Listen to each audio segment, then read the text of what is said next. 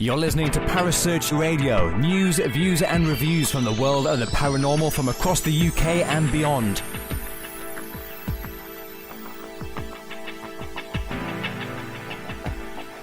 Find us on Facebook, Twitter and the World Wide Web. Parasearch UK Radio.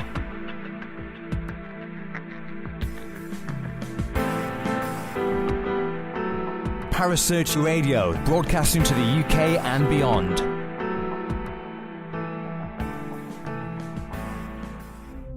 The views and opinions expressed by presenters and guests are their own and do not necessarily reflect the official policy or position of Parasearch Radio or its affiliates and sponsors. Listener discretion is advised.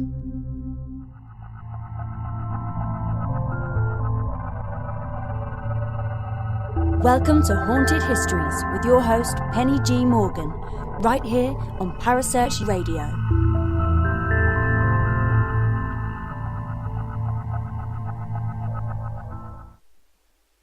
Hello everybody.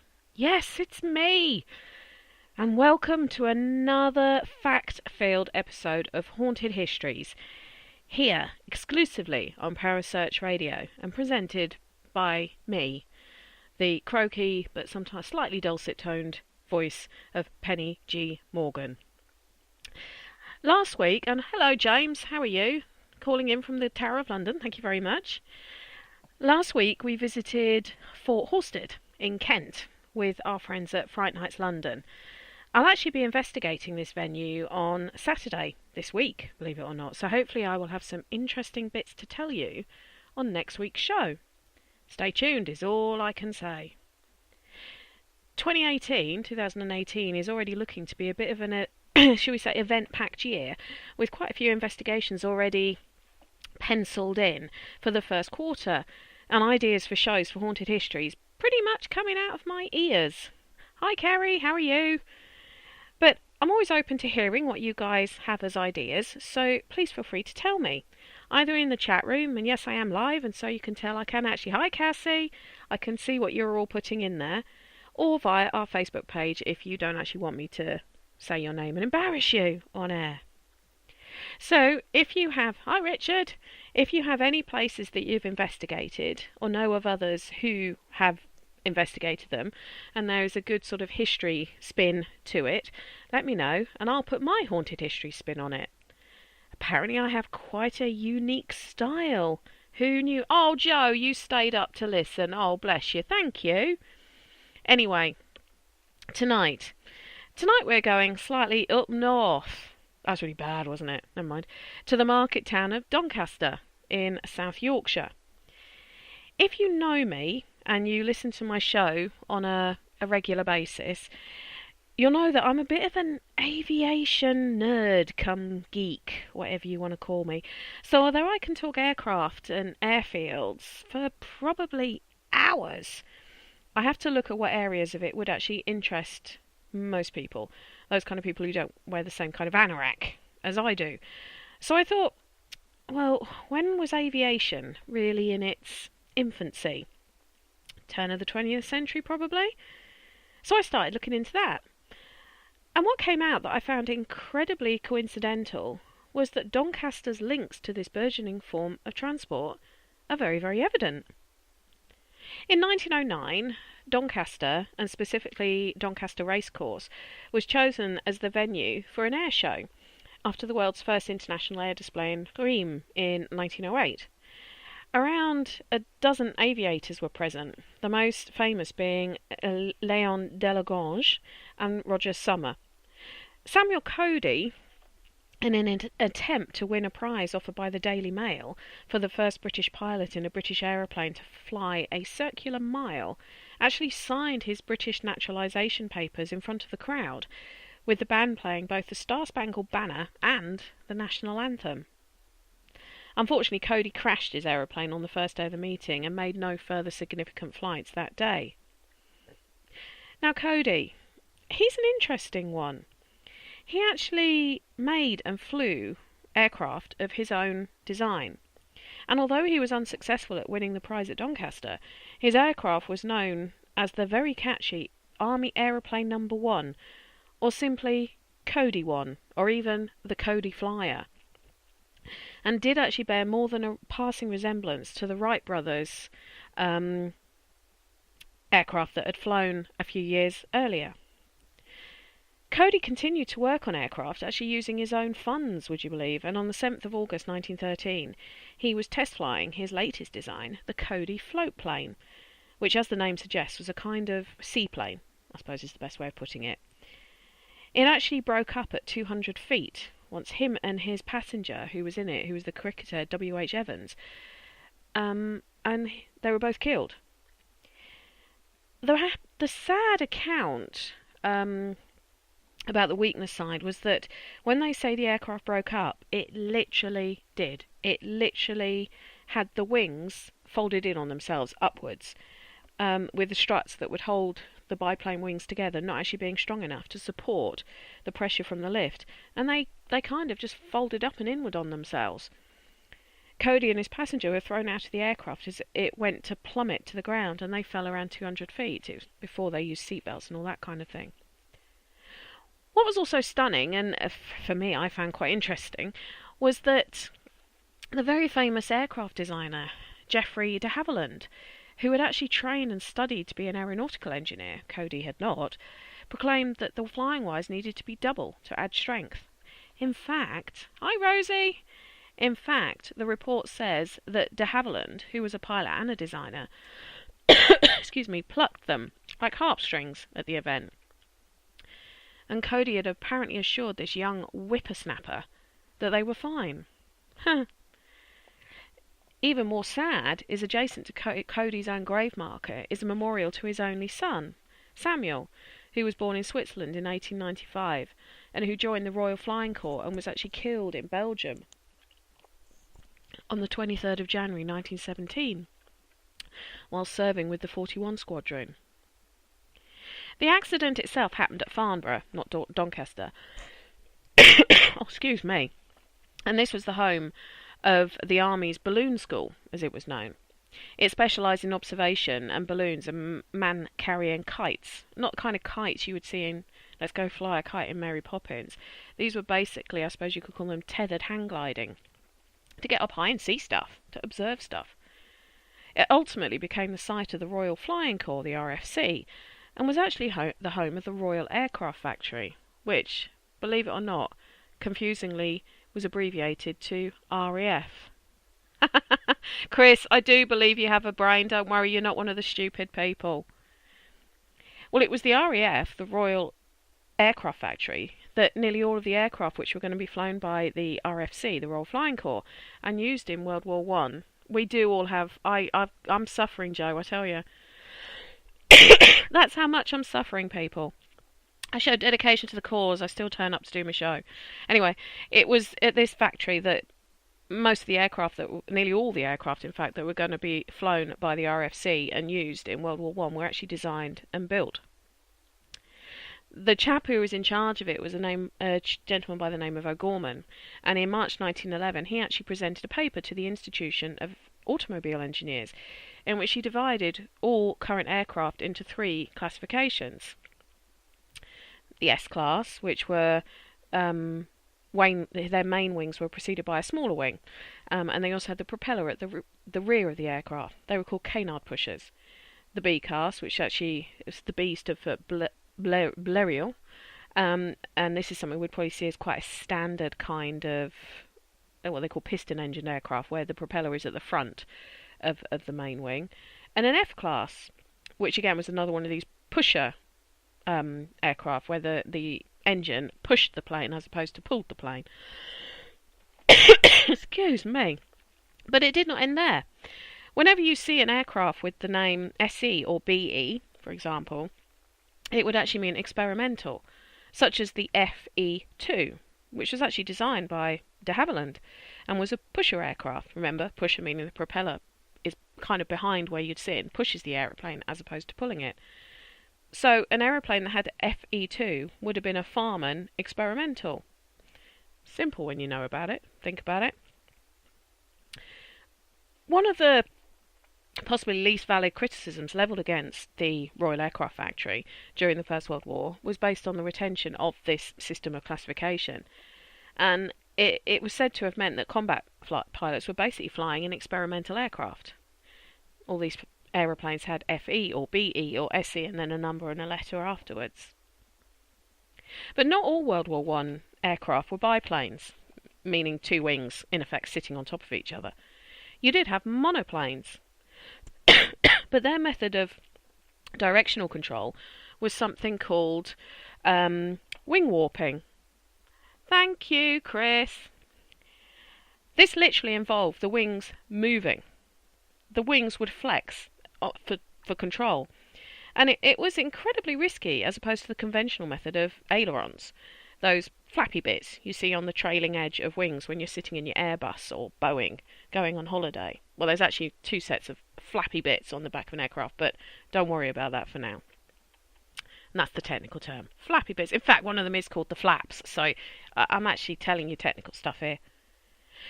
But what I find amazing were the crews who were taking on these magnificent machines and pretty much working as test pilots whilst also trying to fight in a war. There are so many names that you can mention when talking about World War I flying aces. The best known, if anyone wants to guess what the best known would be, probably say the Red Baron, Manfred von Richthofen. He actually died at the age of 26 in 1918, with at least 80 confirmed victories. And he was also part of the infamous Flying Circus, which the term was immortalised years later by Monty Python. But von Richthofen's unit of the, and I can't speak German, so I do apologise how I'm going to pronounce this, but Jägerschwader was only known as this due to the bright colours and specifically the red which he had his aircraft painted. Captain Lano Hawker was shot down and killed by von Richthofen, and Captain Hawker was a winner of both the VC and the DSO, and was actually described by his adversary as the British Bulk. Praise indeed from the Red Baron, as Bulk was the man who trained him and was also his hero. No, I don't mention Albert Ball, sorry. I only mentioned a few. Another one is somebody by the name of Hubert Harvey Kelly. Now, this might be a pub quiz question one day, you never know. But he's credited as being the first RFC pilot to land in France during World War I. Alright, fire names at me, guys. I've already written it. And he was also the first RFC person to shoot down an enemy aircraft. Squadron Commander Kelly was actually shot down in 1917 by a group who von Richthofen was part of, and he died a few days later at the age of 26. Like I say, I could talk for hours about all these people, especially the ones that are coming up on the chat room, Albert Ball, Eddie Rickenbacker. There are loads. There's French airmen who are heroes as well, but I chose 4 for the purposes of today's presentation, or today's show, shall we like. But there is a favourite I had of all these flyers that I looked up, and I haven't even talked about the technical side of building these aircraft, where the phrase doping came from. The sacrifices that women made in the construction. If you want to look up doping of aircraft, have a look. It's quite interesting. But my favourite of all the pilots I've read about whilst doing the research for this show is a gentleman by the name of Louis Strange. Now, this man must have had some pretty lucky genes. He's amazing. Not only was he a pilot in the Royal Flying Corps and survived more than one crash. I did talk for hours, thanks Rosey. He did survive more than one crash, including an aircraft he was in with Philippe Marty at Hendon that stalled on takeoff, which normally stalling on takeoff did actually prove fatal for the pilot and any passengers who were on board. He got out of that one. But he also flew throughout the whole of the First World War, including, and get this people, he fell out of his aircraft at 500 feet whilst trying to change the magazine on his machine gun. They had to do this. If the machine gun ran out of ammunition, the pilots would actually have to stand up in the cockpit and change it. Now these aircraft, these biplanes, were normally quite stable and could almost fly themselves for a short time. But this one chose to flip upside down whilst he's standing in the cockpit.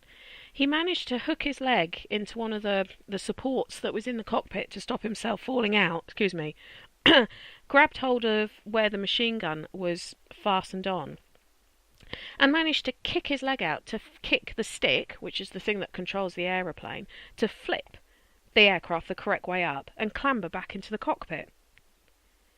If that wasn't enough, he also flew as a reservist RAF pilot during World War II at the age of 50, which was why he wasn't given a commission, because he was too old.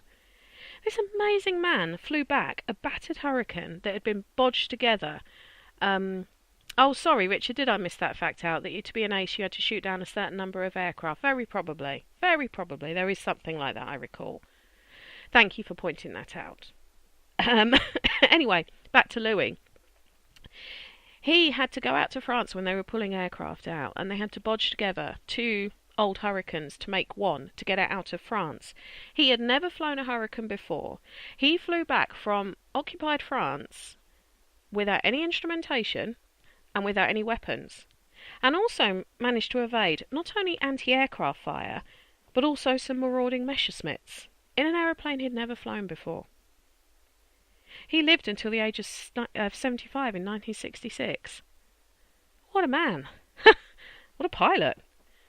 Now, you might think I'm just being a bit sort of gushy about this, but bear in mind that most World War I pilots had a life expectancy of around 2 weeks combat flying.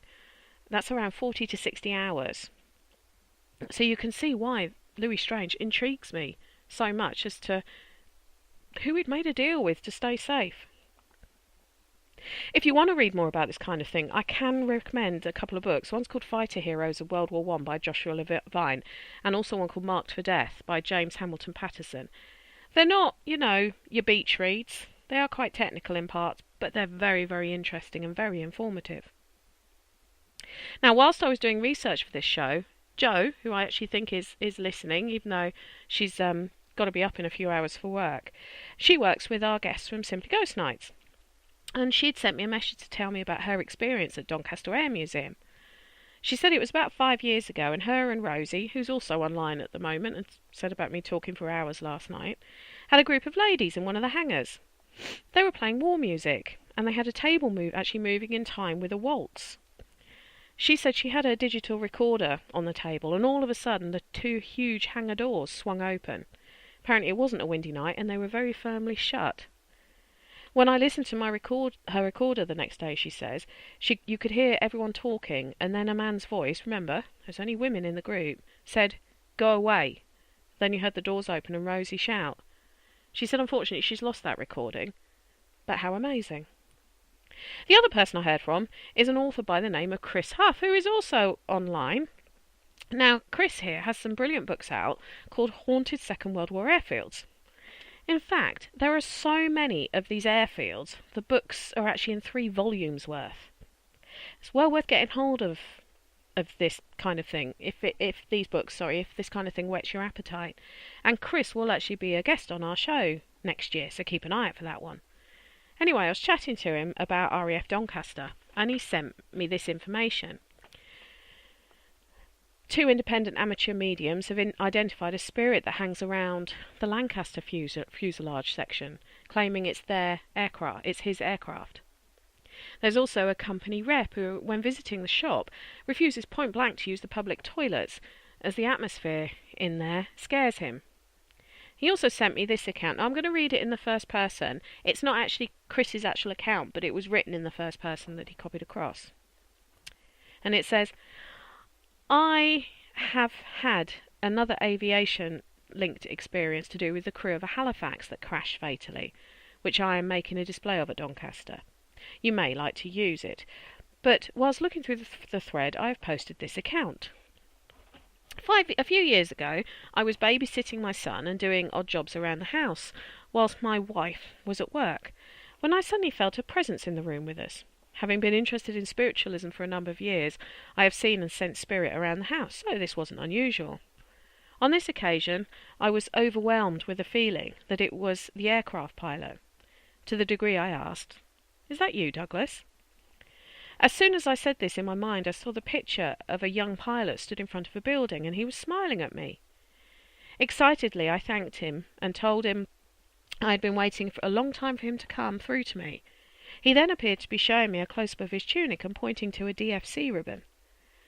To this I was choked, as I know he was trying to tell me he knew about his medal. He stayed with me for about 20 minutes before I reluctantly said I had to carry on with looking after my son.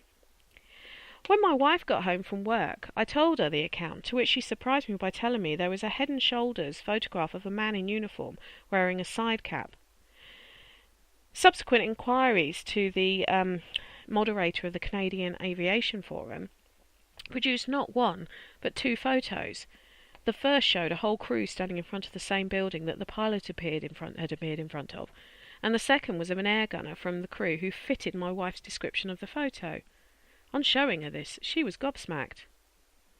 And what's written down here is that on the 2nd of August 1944, Halifax, November Alpha 581, Kilo Whiskey Uniform of 425 Squadron RCAF crashed near Blythe, Nottinghamshire, with the loss of all crew.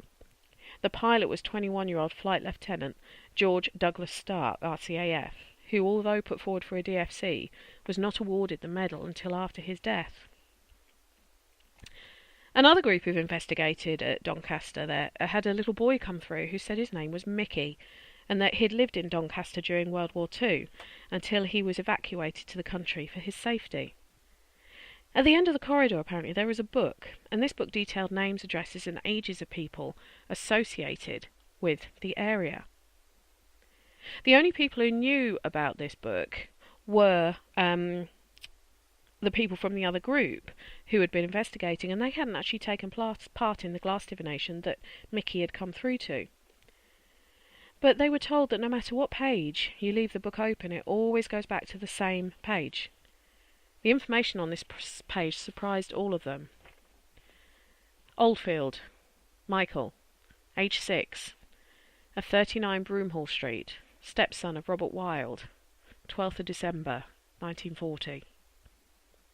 Wow. Right. That's my live bit done and dusted. That's my first live bit, so I expect applause from everyone. We're gonna take a quick break of 30 seconds, and when we come back, we'll hear from Rosey and Stuart talking about RAF Doncaster. Don't go anywhere. Hello, Harry Price here. Good evening. If there's nothing myself and everybody else enjoy here on the other side more is the sit back and relax and listen to Parasearch Radio with its paranormal news, views and reviews from across the UK and beyond.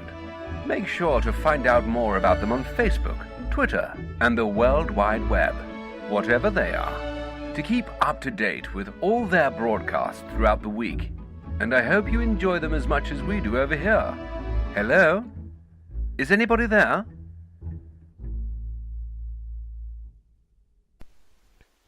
And we're back. Please excuse my croaky voice. I'm going to be letting my guests, Stuart and Rosey Dawson, do most of the talking for us this evening, to save my poor throat and mean that I can save some of my voice to shout at my kids later when they probably wake me up at 1 o'clock in the morning. But we're joined by our good friends from Simply Ghost Nights, Stuart and Rosey. Now Rosey is also suffering with a similar ailment to me. She's got a bit of a croaky voice as well. So good old Stuart's going to be doing most of the talking for us, aren't you, Mr. Dawson? Yes, unfortunately for you, Penny, it's going to be probably me all the way. Oh, don't make me laugh, Stuart. I'll start coughing. So tonight's show is on somewhere that a lot of people probably haven't heard of, and it's RAF Doncaster, which is now what's its official title as a museum? It's now the South Yorkshire Aircraft Museum. Okay, the South Yorkshire Aircraft Museum. Now, What I will say is, before we start talking about the sort of the paranormal and some of the events there that link into possibly some of the paranormal events, looking at the website of the place, if you are interested in aviation and you are up in the sort of northish east, do yourselves a favour and go and have a look. These museums are some of these sort of smaller aircraft museums. Most people don't even know exist until someone tells them about them. But they are so chocker full of history and chocker full of aircraft, authentic aircraft, that if it is something that you're interested in, or you've got kids who are interested in aeroplanes or whatever, it's well worth going to have a look at. So this museum is on the site of what was originally RAF Doncaster. That's correct, isn't it, Stuart? Yeah, that's right, Doncaster. Yeah. Now, that is actually different to the Doncaster airport, isn't it? It's not the same thing. It's about 3-4 miles away, which was formerly RAF Finningley. Right, Doncaster. okay. Yeah. Okay. So, for anyone who's listening, RAF Finningley is now the airport. RAF Doncaster is where the Air Museum is. And unfortunately, there's not a lot left there from what was the previous field. As happens around a lot of the UK, these things get built over and pulled down and everything else. But there's still a lot left to see and to investigate. So from a building perspective, if you were explaining to a newbie what they were going to get to investigate there, what is there?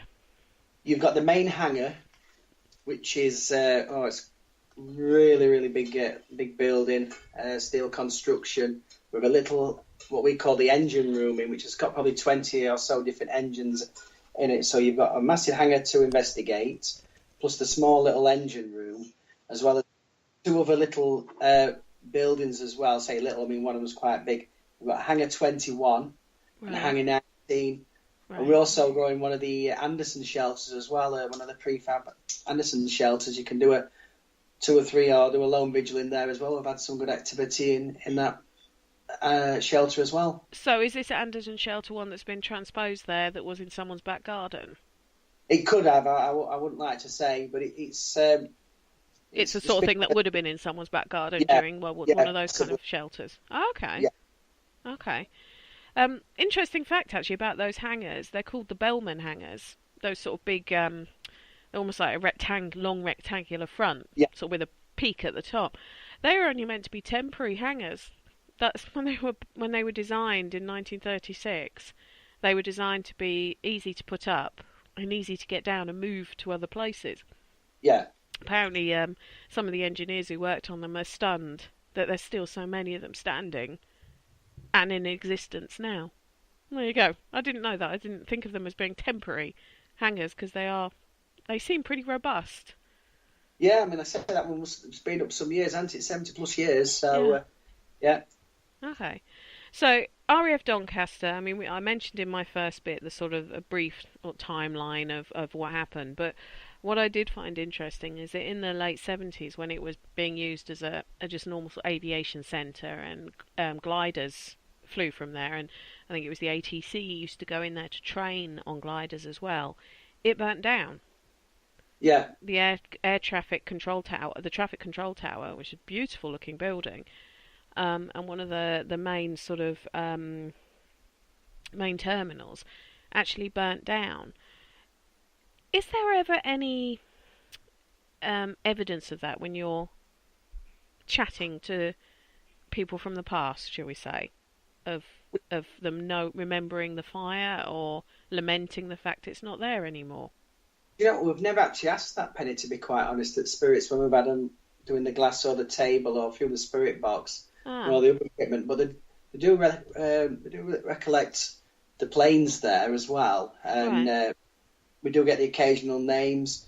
We've had the cleaner come through as well, who says that they've actually used to clean around the offices there as well. All right. And what sort of things did the cleaner? What period of sort of era would that have been from? Do you think the cleaner? Did you know? I remember right. It was in the 19th. It was in the Second World War. That one. Right. It was just a cleaner come through, and in the hangar 21, we had a cleaner come through many a times. And like I say, you get the pilots coming through, and also the mechanics as well on numerous occasions. Wow. So, I mean, there's been quite a few different aircraft, even if you're just looking at the period from 1938 to 1945 that were based there. You had the Gloster Meteors, you had Hawker Hinds, you had the Douglas C-47, well, Skytrain Dakota, which probably, if someone doesn't know their aeroplanes, this was the one that was kind of used a lot. It was either used to tow the big gliders that were used for paratroop drops in World War II into Arnhem. Now those gliders are amazing to look at, and as a a daughter of a glider pilot. They're pretty. It stuns me that they were able to carry as many people as they did, to be quite honest.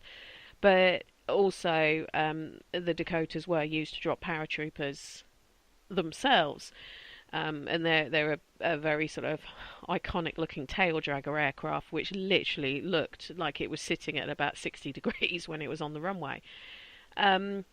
So it doesn't surprise me just from that period alone. There's a big range of, if you like, mechanics and pilots and sort of things.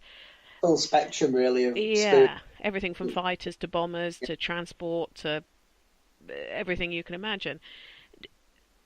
I mean, during First World War as well, there was the Royal Flying Corps were based there as well. Oh, right, So, okay. yeah. Okay. So what sort of... Tell us some of the stories that pilots, or things that experiences you've had with former pilots to begin with. Just, if I'm going back to one in Hangar 19, like a laugh and a giggle, like to impress the ladies. And, yeah, you know, because I think it's that gallows humour, isn't it, I think, with a lot of servicemen.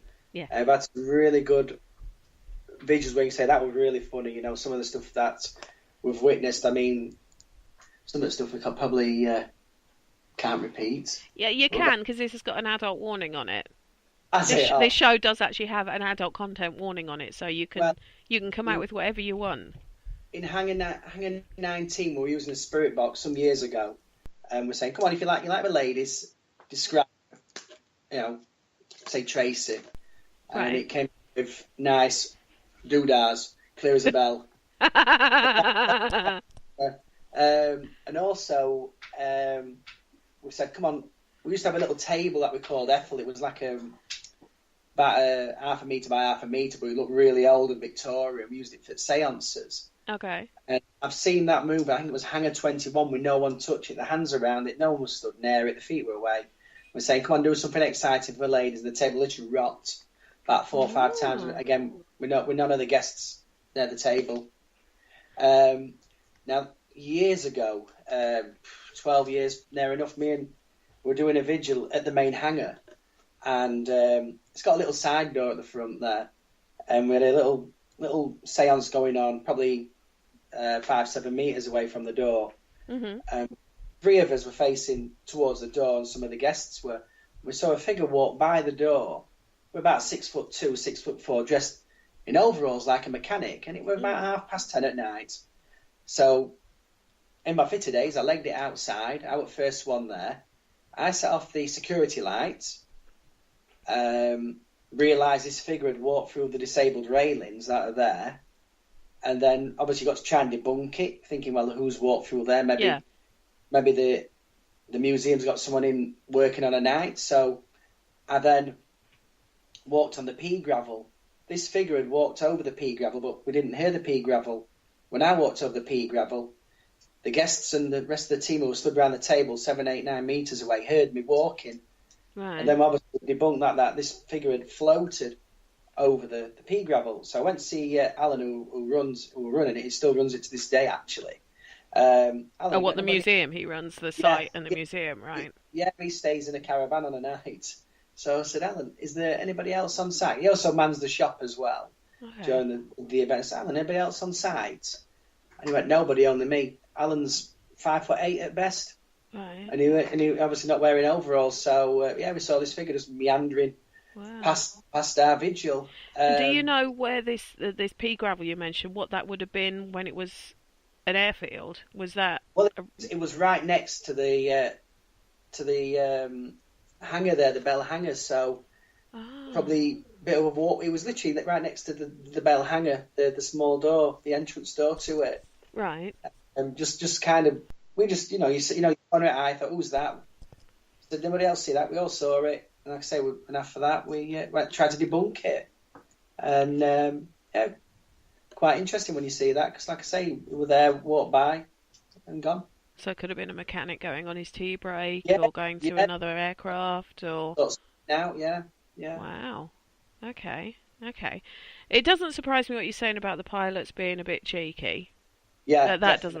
doesn't surprise me, and it's probably a good for anyone who's listening. I was actually supposed to be investigating the Air Museum with my lovely friends Rosie and Stuart on Friday last week. Actually, it was going to be my husband's first ever investigation, but we had to cancel at the last minute because one of our kids was quite poorly. And it is a standing joke amongst my friends that if I investigate anywhere that's got a military background, I will come away with at least one military person having chatted me up, either via a spirit box or a spirit board or whatever it is. And it's actually a standing joke, and it does seem to happen. They do seem to latch onto me for some reason, but it doesn't surprise me that the pilots, like you say, it's that gallows humour, it's that dark Yeah, humour that was how they got through the fact that it they would never knew if it would climbing into the cockpit that day was going to be the last time they ever saw home. yeah, But also their ages. A lot of them were under 25 years old, and was suddenly being expected to put their life on the line every single day. For some of them, it was 2 or 3 times a day, mm, every single day, and it was almost that case of almost grab it while you can, literally. yeah, Um, and it's well known, this sort of, if you went into a pilot's pub in the Second World War as a woman, you would get chatted up because they were trying to live life to the full as and when they could, which I can kind of understand. If you never knew, at least most of us, we're in jobs where we know it's pretty safe to yeah, do. But to know that you're in an occupation that, yes, it was glamorous. I mean, it was glamorous to go out with a flyboy, but it was also, you just never knew if it was well, scary, I suppose, for one of a better term. So you had this flyboy chat up. Well, say that one of your team had a nice upper half. Shall we say Well, that? well, A nice. it was actually a guest that had a. Oh, it was a guest who got Yeah, not for me chatted to up. say, man. Rosie's next to me. It was one of the guests. It said that too. Okay, how did this guest take it? Did she find Oh, it funny? thought it was brilliant. Yeah, laughing Ah, right okay. off. Okay, that's all right. But Conversed. then again, if someone had said someone had a nice pair of Bristols, it could Yeah, have meant it was a nice aeroplane because that, there's a Bristol yeah, Blenheim. So, that's well. Strange enough, Penny. Conversely, on Saturday we were using the spirit box in the same vigil area, Right. and there was a guy there called Paul, quite portly. Went over the big lad, but quite portly. We got a spirit through, and we said, "Can you describe Paul?" And we all heard it clear as a bell. It went fat, and he loved it. He was laughing his head off. It's just one of them moments. Like I say, you get the where they're trying to please the ladies, show off to the ladies, The men and of competition. yeah, that's it. Yeah, which was quite interesting. So, have you got any other pilot stories you can tell us Uh, about? you've got any power stops? I mean, oh gosh, my voice. Just every time we go, Penny, it's always the same. You get the same, I wouldn't say the same pilots, but they tend to come through, give you the same old activity, really. We get a lot of table work, Right. a lot of tipping. I mean, we've had the odd story from them, but you never know when to believe them. We've had Go on, them. tell us one of the stories then. One in particular, I remember a young man called Edward claimed Right. he was shot down. He was from Scotland and shot down while flying over England. Right. We didn't really go into much more depth with him because we were a group of girls, and to be honest with you, we went into history like you. So if he told us anything, what his plane was, etc., and it would have gone above our heads. We wouldn't know if he were telling the truth or not. But the girls were like, oh, do you like whiskey? And the table would get really excited. Okay. It was just having a laugh with us, really. Not once have we ever felt anything negative. Oh, that's It's good. just like, if you get an all-girl group, you can guarantee you'll get a pilot through, as soon as you get going, really. Or even, anyone in a uniform, to be honest with you, who has to do with that museum, because we do find there's a lot of people come through who've come with the artifacts that are there as well. That was going to be my next question, actually, is how many of these sort of pilots and mechanics do you think are actually all based at RAF Doncaster in their time? How many of them have come with the myriad of aircraft and remnants of aircraft Yeah. That's it. And if that would call the Singapore theory, which is like familiarization, if it's like playing that, they would have flown or something very similar. Yeah. And they're still interested in it. I mean, just going off key a bit, I can remember we do play. We download some Vera Lynn stuff and Glenn Campbell. Glenn Miller, and we'll play that. And you find, because spirits are familiar, we say some Vera Lynn or Glenn Miller in the mood or something like that, play that. The activity boosts up for 10 minutes, 15 minutes, because the spirits are familiar with that it was there at their area, you see.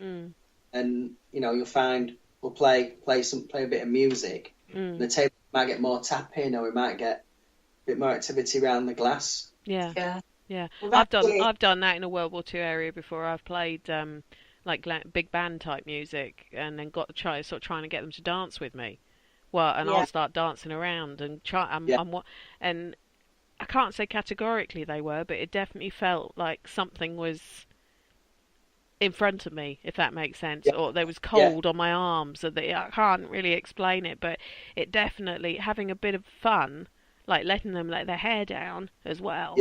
I mean, another thing I've used as triggers on airfields, because I'm a history geek and I'm a real aviation nerd at the best of times, is like sounds of any aircraft that would have been based there. So, because they all have a certain type of sound to them. And playing the sound of an aircraft as well, does seem to cajole them into action. That's something familiar for them. Yeah. And it pricks their ears up and think, ooh, gets them interested then, doesn't it? Sorry, I muted it then because I was coughing. Yes, it does. And I mean, I know that there was one account I was reading at another airfield where they played a recording of one of those specific air engines actually in trouble. Like, it's about to crash land, and that got everything, all the meters and everything were going absolutely bonkers. So it is interesting about the whole sort of, is it the aircraft that these spirits are latched to, or is it the place where they base there, or because there's lots of different aircraft at this museum, isn't there? It's not just specific to what would have been there during the war. I mean, there must be about 100 pieces easily. I'm honest with you. They've got... they've even got an Avro there, the one at the part at Lancaster's, Avro Lancaster. Yeah. I mean, I know there's a couple of Westland Scouts there, Westland Wessex choppers and things there. Yeah. And on a lot of them, you can actually, for the children, the museum, they'll let the children go in, some of the pieces as well. They let the adults? Yeah, the adults go in and hang around. Yeah, sod the children. I want to go in. Yeah. Yeah, I'll push the children out the way. For special permission to go in them as well, Penny. Sorry?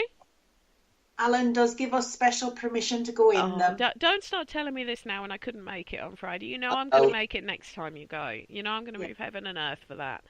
Be there next year. Yeah, you said you normally go about twice a year, isn't it? Yeah. So we were talking about sort of pilots and crew being attached to their aircraft, because mechanics would have been as attached to their specific aircraft as the pilots were. And we know that the pilots and aircrew relied on their mechanics, because if they got it wrong, the best flyer in the world ain't going to get you out of it. Yeah. One of the stories we were talking about before we came on air was the one you were saying about, was it a Wellington bomber? Wellington bomber crashed with a couple of Polish pilots. I think about 4 or 5 Polish pilots out at RAF, what was RAF Finley. Yeah, which is what you say, about 3 or 4 miles away from Doncaster, RAF Doncaster. And there'd been a few sightings over the course of the time from, I think, about 1943, right, of a Polish pilot who was actually in the boot. It was on the side. He's been right beside one of the beds. There's been reports of a pilot running along the road, talking a foreign language, hence Polish. And then it was in 1987 they actually found the plane in the marshes, just in half a mile of RAF Finley. Right. And buried retrieved the bodies, give them a military funeral, and the sightings have stopped. There's not been another sighting in the last 30 years. But you mentioned it was actually an RAF officer who'd had one of the sightings. Yeah, next to his right next to his bed apparently. Which is really for an RAF officer to actually admit to something Yeah. like that is quite rare. Because I know my uncle was RAF. He flew from Finningley for a while, believe it or not. And he was RAF for sort of 30 odd years, and he would never admit to superstitions. He would never admit to seeing things, because another one, a lot of pilots, people say about UFOs, pilots do see them, and he would never admit to it that he'd seen anything, even though I knew full well he had, because he told me when he was a bit tipsy that he had. But when he was sober, it was like, nope, never seen, nope, nothing like that, nope. So it's quite interesting that an RAF officer would admit to seeing something like that they couldn't explain. But it makes me wonder, is what was that pilot trying to get noticed so that his remains were found, or was it more that his crew, was it because the pilot tends to protect their crew, don't they? So it's an interesting that attached to their crew and their aircraft, that they would haunt people until they were found. Yeah, fascinating. Funny enough, you mentioned about your uncle there. Yeah. We certain areas. We did Mill Street Barracks not so long ago. Oh yeah, in St Helens. Yeah, two guys there. We're in the cellars, stuff were happening, and there was literally screaming. I mean, we were seeing strange orbs be by with his eyes, not be any kind of cameras or anything. Excellent tapping around us on table. There were all kinds of stuff going off. They were literally screaming, and one of the girls who was there with her partner said, "Can you stop screaming?" She says, "I can't believe it. I think you toured at Afghanistan twice, and you're scared to be in dark with this." And he said, "Yeah, but this is different." So he made the comparison to being in a theatre of war, to an investigation. The girls were fine. Yeah. We're just this young lad. Yeah. That doesn't surprise me. We were sort of joking about the fact it was going to be my husband's first investigation with you guys at Doncaster. He will actually say he's not scared of the living. The dead terrify him. And I'm the other way round, if I'm completely honest. And even talking to, I think it might be a male thing, but even talking to like my personal trainer, who's, big strapping guy, we were talking about this, and he was like, "Oh, no, I don't believe in it all." And I said, "Why?" And he goes, "Do you want the honest truth why I won't believe in it?" And I said, "Well," he said, "because if I opened up my mind to believing in it, what else is possible? And that terrifies me." And I think, that's probably a good reason why some people do say switched off and refuse to accept the possibility. Because I'm a sceptical believer, and that's what I tell anyone who asks. I believe in the possibility, I just don't believe everything is. I will look for a way to debunk as much as possible, because when you've questioned it, where I'm not one of those people who I hear a noise and automatically assume it's paranormal. Where some people do.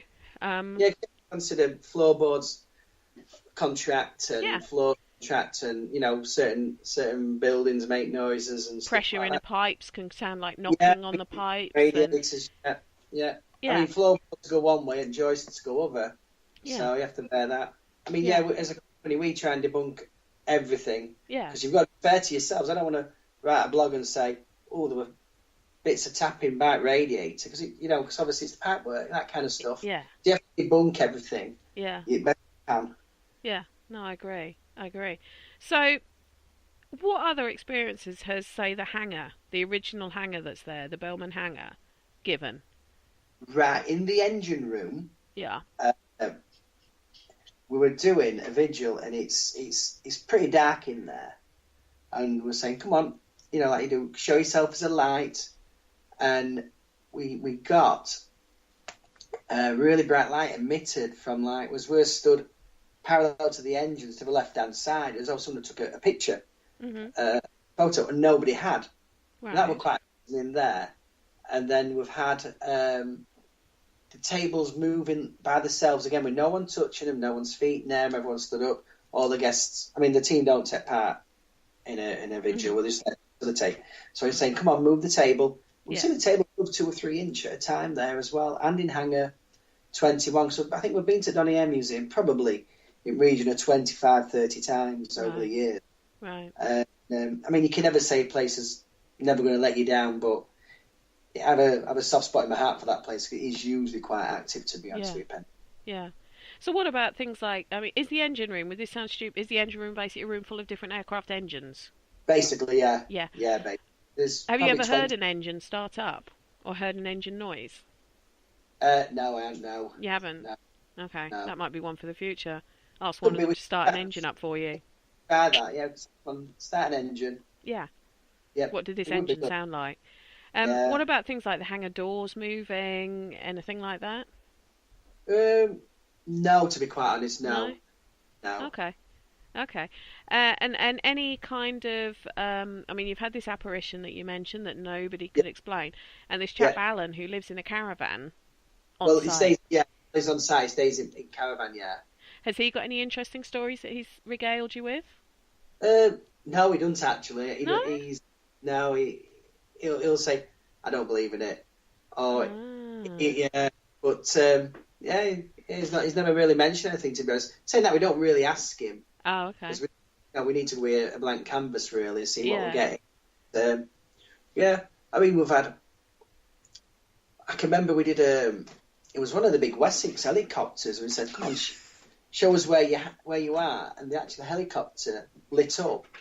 Wow. Died it like a light lit up, and we tried every way we could to replicate it. You know, was it like back? We didn't have the torches on. Mm-hmm. Was it car lights? Well, no, because you're well away from road. We tried everything to try and throwing the torch lights off at the side of war, see if it would, somehow we could replicate it. We couldn't. So yeah, all different things, all manner of stuff there, really, to be honest with you. Okay. So, do you ever get any kind of smells of engine? Sometimes when you go into old places, you can smell maybe like an engine smell or a sweat smell or any sort of things like that you've experienced there or people have reported to you? Not engine smells, but when we've had the Spirit of the Cleaning lady come round in the Hangar 21, okay, we've had smells of like lemon. Okay. Come through. When we've said, when you sense that she's there, you get a smell of lemon around you. Oh, and wow. when we've had communication with the mechanic, many times we've heard what sounds like a really loud spanner hitting off a plane. You'll say, "Can you make a noise wherever you are?" And you'd hear like a spanner hit an aeroplane or something. And it weren't too far away from the facility, because then he's saying, "Is it wind? Is it this?" And it's literally we're probably 5 meters away. Yeah. Wow.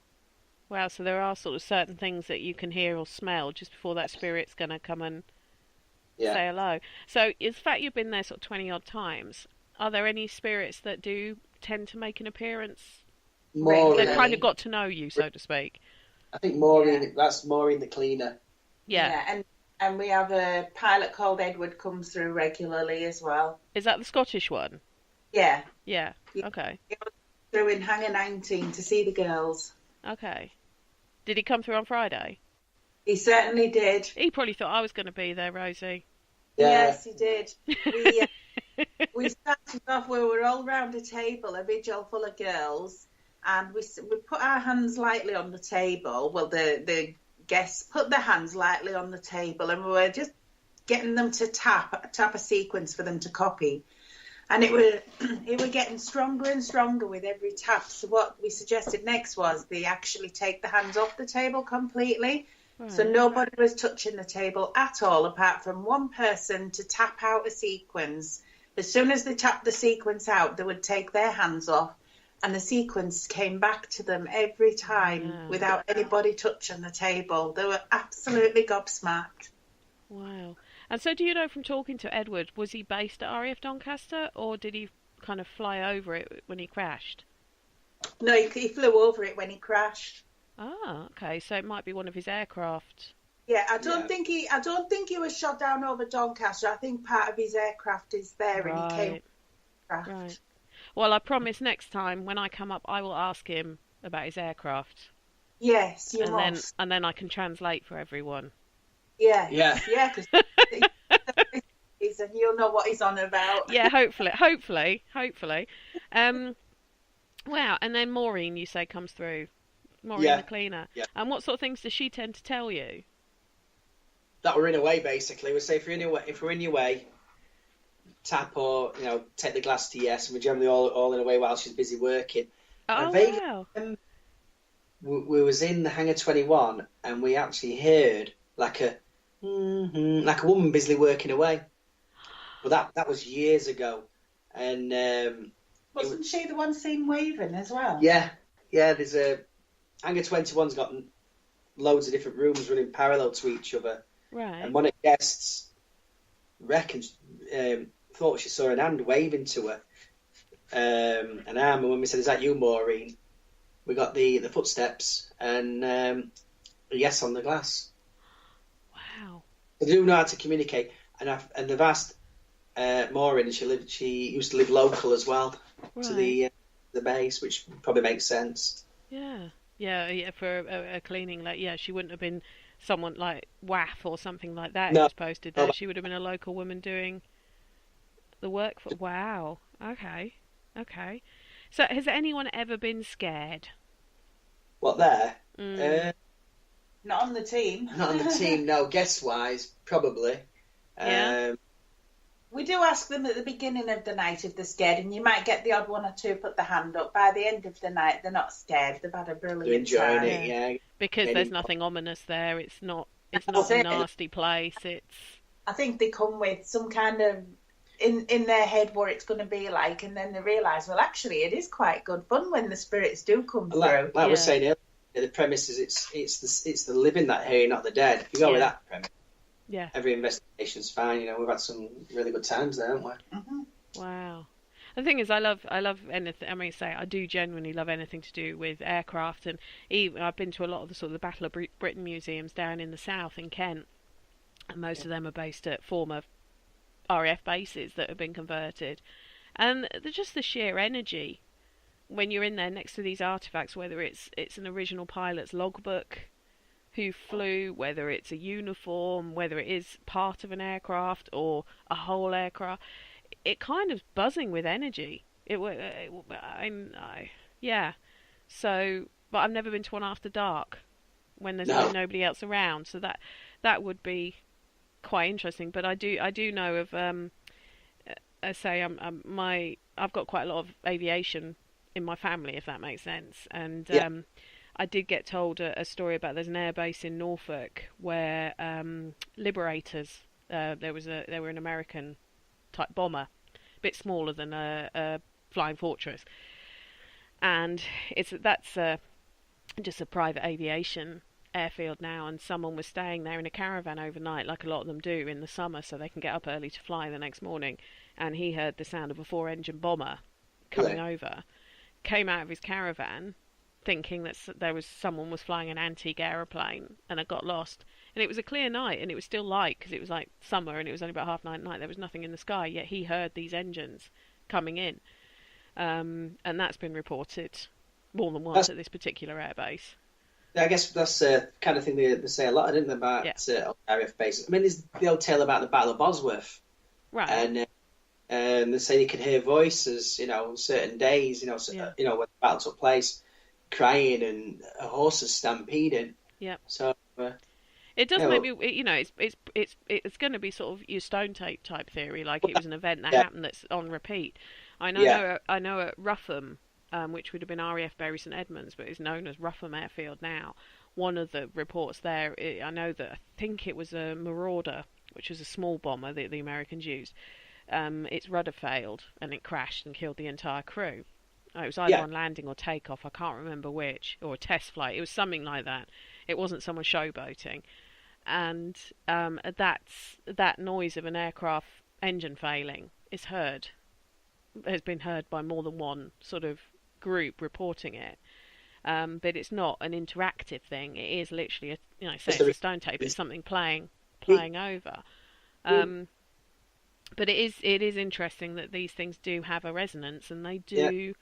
And the fact that saying this pilot Edward, he wants to chat to people because he's still attached to his aircraft or whatever it is that's still in the museum. About 14, 15 years ago, we did went up to an abbey, a disused abbey that had been destroyed under Henry VIII. Yeah. And the part where it was like just sheltered, we was using the old voice record, with the tape one, play record one. And we're just talking like we are now, Penny. And we played it back, and I'll not do it, so I'll sound stupid, but we actually had Latin chanting in the background of us talking. We were talking the weather and stuff like that. And we got like Latin chanting, and also we believe we're in the kitchen area because we got like wooden plates hitting wooden tables. Wow. Well, the Latin chanting, it just, that time we're like... To me, it sounded like we were in the middle of a medieval banquet. Yeah, but it was the Latin chanting. It was, I'll not do it because I sound stupid, but it was like, we record... like an old-fashioned monks chanting mass or something before they ate their meals. Yes, we played it back. Wow. I mean, we've lost the tape, haven't we?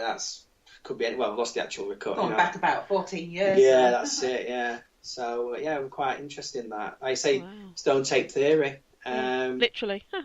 Yeah, basically, yeah. I do think that it's valid, and it's just something that can't be necessarily heard with our ears. We have to use some kind of other media to hear it, that it's going on, but it does make you wonder what's going on all the time around us. It's just on a different plane that we can't see or hear. As certain events, even as we're talking now, is something in front of me playing that I just haven't tuned into hearing or seeing yet. It's fascinating. It's like the one at York, isn't it? The Roman soldiers going through the Treasury House, I think, isn't it? Well, that one. There's also one meant to be up at Hadrian's Wall that they think are some of the Roman soldiers from that Lost Legion that they think was murdered by the Celts. Yeah. Or the Picts, as I think it was. Because people report seeing them sort of by Hadrian's Wall. And it's that legion that the Romans sort of said, nope, they didn't exist. But there's history to prove that they did. So it's fascinating. It's fascinating. But there's nothing nasty at Doncaster. There is nothing you have to be careful of. I don't think there's many investigations, really. I mean, end of the day, if you talk to them like, we talk to them with respect and everything, they just want to communicate with us and tell us a tale, basically, of what it was like in their day. Yeah. Yeah, which is why it links so well with the history side that I love, because it kind of fills in the blanks for me as well when I'm talking to them. Wonderful. Wonderful. I mean, we did RAF Doncaster about 10 years ago, and we got, as I say, we was the guest. The guest was on the table. We were just there to facilitate it. We're calling out. So the guests are using glass, and they got some kind of random, AB 1, 2, 7, 8, 9, 10, or something ridiculous like that. And we took it to, I think it was Marcus who runs, who did the events then, and we showed him this, we wrote it down. I said, Marcus, what's this? Was it a tail number? No, it was a code for something. He says it was a very important code. He says nobody would have guessed it in the month of Sundays unless the spirit had used it. So was interesting because, like I said, it was something like somebody literate had wrote it, had spelled it out, and it was a code that they were using at the time. Wow. We do get these little nuggets every so often. Yeah, well, that's what we do it for, though, isn't it? It's not. I think it's that you're saying people don't always know what to expect when they come on one of these. I think if they watch too much of Ghost Adventures, Most Haunted, whatever the program is that they think that it's all going to kick off in 45 minutes and you're going to get demons throwing stuff at you and everything else. They don't realise it's actually a lot more subtle than that. And that 45 minutes of television has probably taken 6, 7, 8, 9, 10, 11 hours to accumulate. So it is a lot more subtle. And like you say, you show respect. You normally get the respect back. That's right, yeah. But that's kind of how I try and do it as well. So what has Simply Ghost Nights got coming up for 2018 to whet our appetite? You've got St Catherine's. We go back to St Catherine's early January. Mm-hmm. We have an exciting one that's not been done very often as well, which is Tapton Hall in Sheffield. Okay. Quite excited about that one. Right. We've got Gresson Hall, as you know, Penny. Yes, we have got Gresson Hall Workhouse in February, end of February next year. February, and then in March we have RAF Binbrook, another one that might interest you. You're spoiling me here. That was it was formerly RAF Brookenby, that one. Yeah. So that'd be for your history. That yeah. I think I want to say Lancasters were based there, but I might be wrong. From where it's based in the UK, I'm pretty sure it was Bomber Command, but I might be wrong on that one. But okay, any others to sort of? Obviously, you've got Ripon Workhouse, which you do every month. We do the main block, and we also do the vagrants block as well. Yeah. And you've got the new block that's opened up, and the new block, which is very good. Very active, that one. Yeah.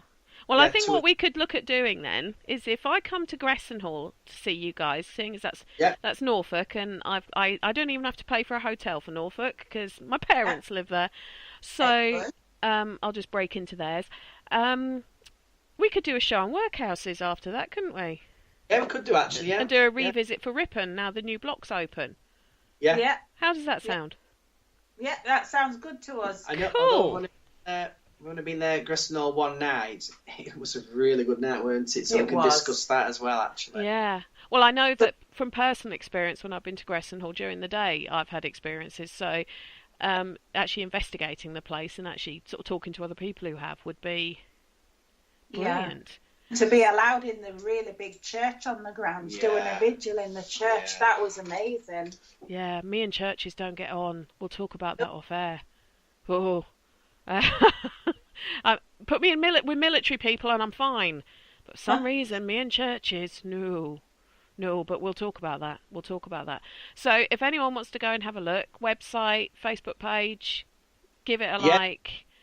Drop you any messages as well if they want to inquire about any of the venues. And we go from there.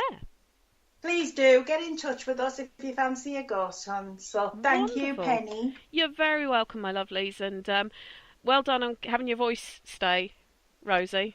I kept it quiet most of the time.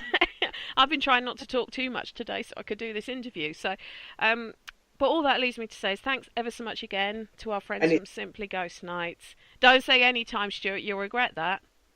No, I don't. I can talk all day. It's fine. Well, there will be any time because you'll be back in the new year. But if anyone wants to go and have a look, go and have a look on their website. Go and have a look on their Facebook page. They are incredibly experienced. And all that leaves me to say is don't forget Parasearch Radio, shows on every night of the week that you can access on Spreaker or YouTube. And all that leaves me to say is have a good croak-free evening, sleep tight, and don't worry too much about things that go bump in the night. Thank you for listening. Don't forget to join us for more shows throughout the week. Find us on Facebook, Twitter, and the World Wide Web to keep up to date with all the shows right here on Parasearch Radio.